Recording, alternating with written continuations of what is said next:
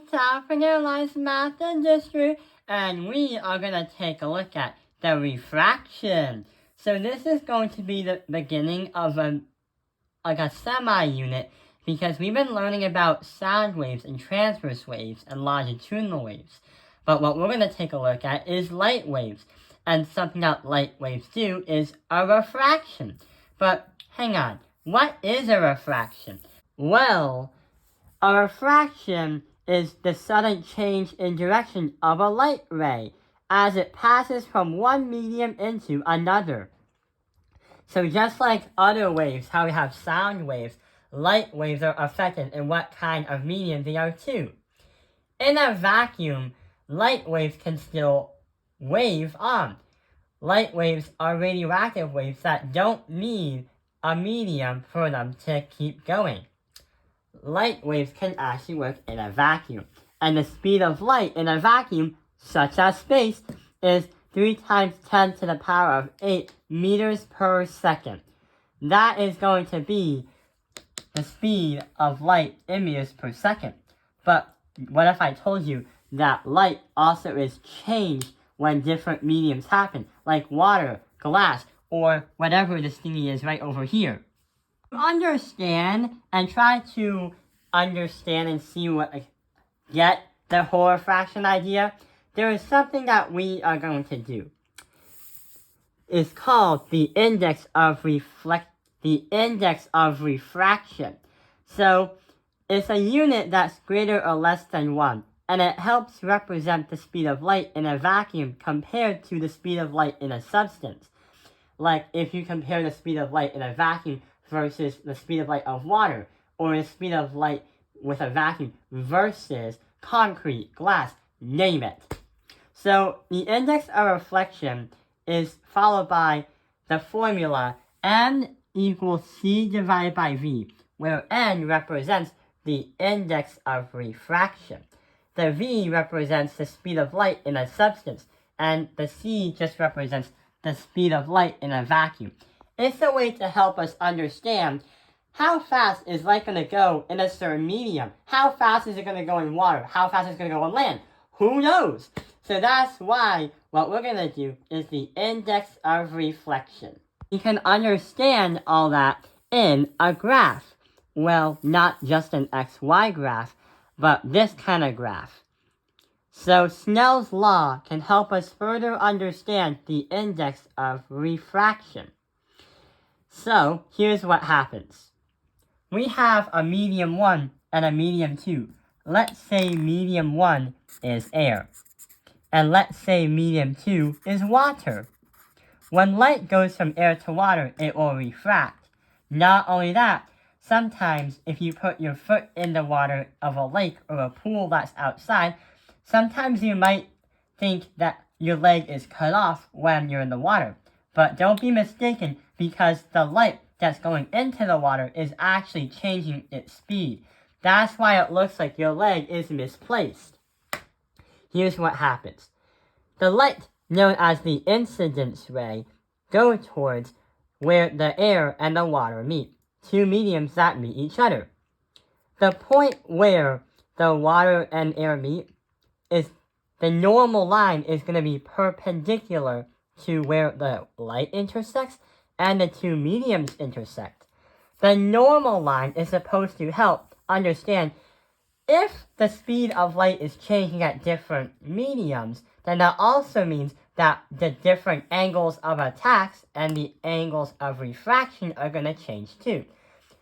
Just because the speed of light changes in a different medium doesn't mean that always the angle of attack is going to be the same. That's why we have a normal line to help us measure the degree of when the light comes out, which also helps you understand why your leg is cut off when you jump in the water.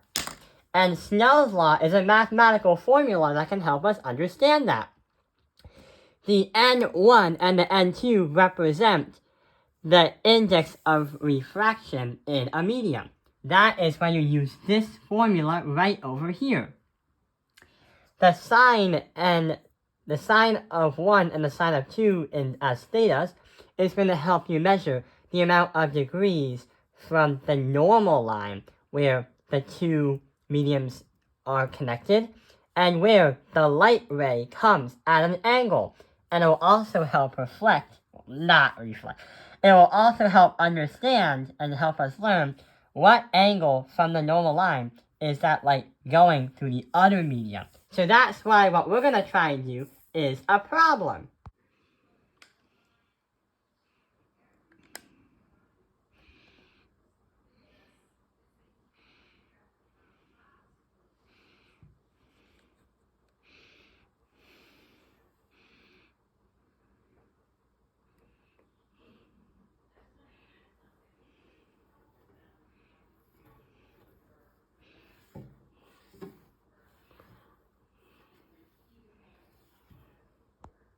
So right here is the problem. Find the angle of refraction of a ray of light passing from air to water if the angle of incidence is 30 degrees. So what I wrote down here is the different ends, which normally you would receive in a problem. If not, then you would have to use this formula right over here.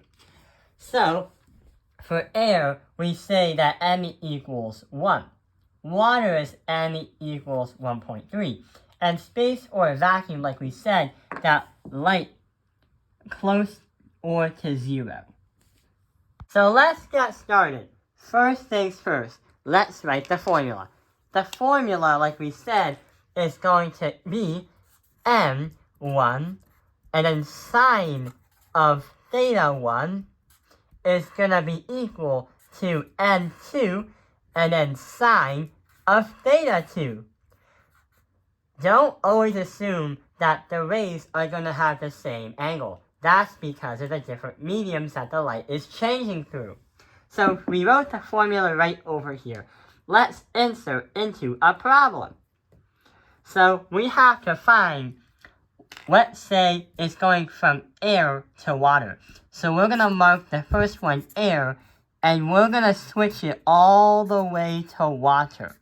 What is the angle's refraction? Or what is the light's refraction? Here's what we do. N1 is going to be 1, because that is the air's N.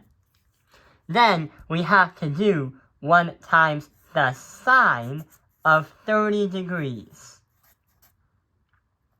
When we do that, we have to then equal that by N2, which is going to be 1.3, because that's going to water. Then we have to multiply by sine of, we have no idea what the other angle is. That's the whole point of the problem. So what we have to do is solve for what sine is and reverse the effect. So let's get started. The sine of 30 degrees is going to be simply 1.5, which is very satisfying because it's not a very long irrational decimal. So 1 times 0.5 is going to be 0.5. When I said 1.5, I meant to say 0.5. And that's going to be equal to 1.3 sine of theta. Now here's what we do after that. We don't know what theta is in the second part, which is supposed to be water. Divide everything by 1.3 and 1.3, and solve as if it was an original problem. So on your calculator, yes, you use a calculator for this because there will be decimals. 0.5 divided by 1.3 is going to be this crazy long decimal right over here. 0.38465. I'm just going to leave it as that. And that's going to equal the sine of theta. We're not done yet, but we're trying to find the sine, but we don't know what the sine is. And number 3, what is the sine? Well, in order to get to that road sign, to get to our final answer, here's what we have to do. If this equals the sine, what happens if we do the reverse effect? If we try to do on your calculator the second sine of -1, then insert this crazy number right into the calculator. So 0.384 4.615, and that's going to give us to our final answer. So, when we do the sine of negative 1 is going to equal the sine of negative 1 multiplied by 0.384615, our final answer is going to be 22.715 degrees. That is going to be our second theta, which means, assuming that this was the actual graph for the problem, it means if light went from air to water, then from the normal, the perpendicular line that merges between the two mediums, this angle right here, it would refract and appear at 22.715 degrees. Sounds crazy, and also it sounds like a lot of energy. And that also explains why, 1, your foot is cut off in water, which it shouldn't be. 2, sometimes when you see things in water that you shouldn't see. And 3, sometimes when things are a little bit blurred, and sometimes things are in a different place when you normally think they were. So yeah! I hope this video has helped you understand the refraction. Thank you for watching Topping Your Lines Math Industry. Like and subscribe!